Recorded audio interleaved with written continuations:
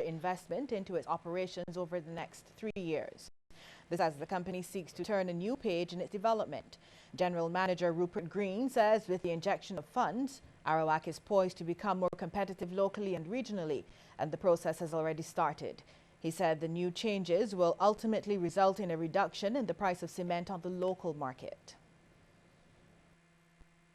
You could say from the quarry right up to our finished mill, even our jetty, there's significant infrastructural works that are needed. Even in the quarry, there's mapping works that is supposed to be done and started, whereby we can specifically identify the quality of the ores in various sections of the quarry, and therefore, on that basis, we can selectively mine and therefore control the quality of our raw material inputs much better. So that process has started as well. Mr. Green also gave an update on the ongoing restructuring exercise at the company.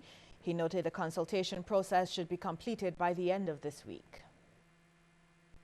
The initial restructuring with respect to the manpower, the percentage was such that once it reached that level, the Employment Rights Act, protocol, etc., would have required us, considered it to be significant, and therefore we would have had to go before the social partnership, etc. Right?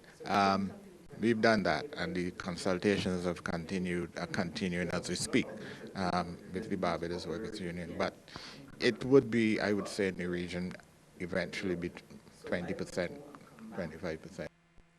While the takeover battle for Banks Holdings Limited is currently on pause, legal counsel for BHL, Barry Gale, has been explaining a key requirement of the deal that has led to the injunction by Trinidadian conglomerate Ansa Macau. The agreement in question with Latin Capital, the agreement in question, requires that any dispute should be resolved through arbitration. And not just arbitration in Barbados, but arbitration in Miami, applying New York law.